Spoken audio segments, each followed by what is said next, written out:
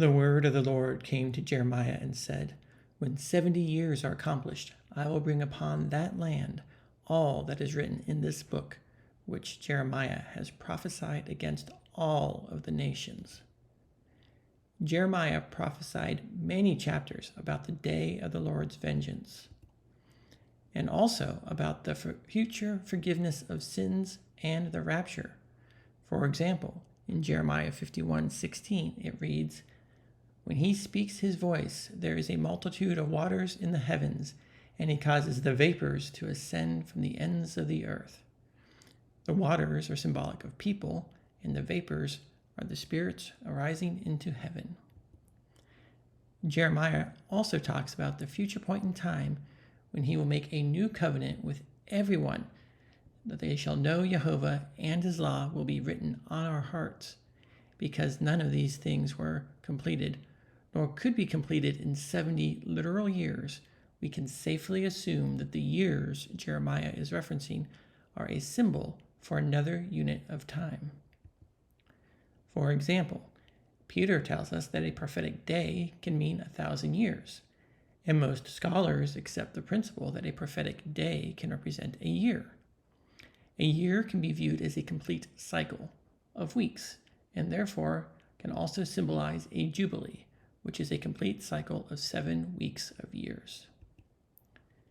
Leviticus 25 tells us that the Jubilees started when Israel crossed the Jordan River into the Promised Land in the well-established year of 1406 BC.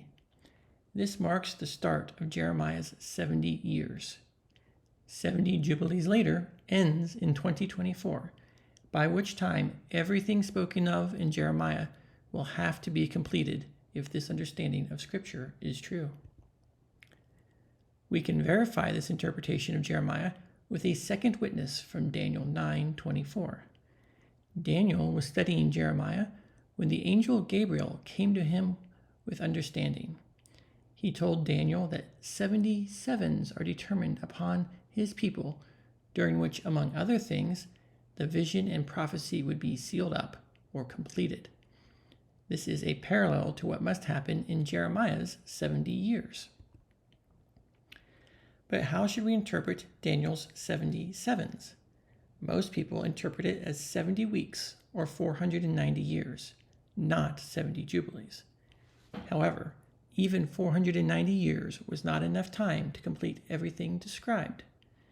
The original Hebrew of Daniel 9 has an unusual form.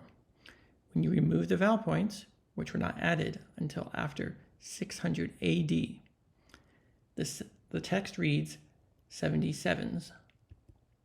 A normal rendering of the word weeks can be found in Deuteronomy 16:9. If Daniel meant 70 weeks, he would have written it in a manner similar to Deuteronomy. So he must have meant something else. The Hebrew word 7 is modified by the Hebrew letter Yod, which means 10, or a complete cycle, or a group. The Hebrew letter Mem, which denotes a plural form, or the meaning of 2 or more.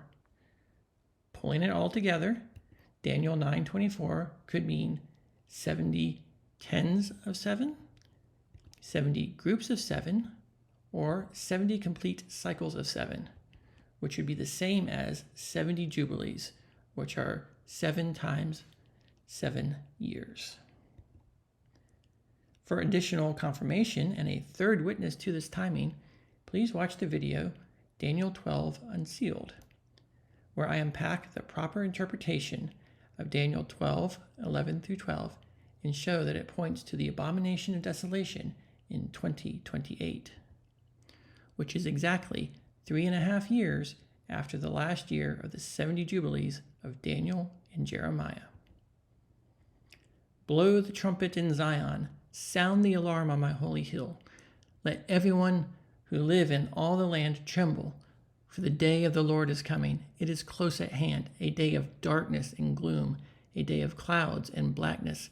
Like darkness spreading across the mountains, a large and mighty army comes, such as never was in ancient times, nor ever will be in ages to come.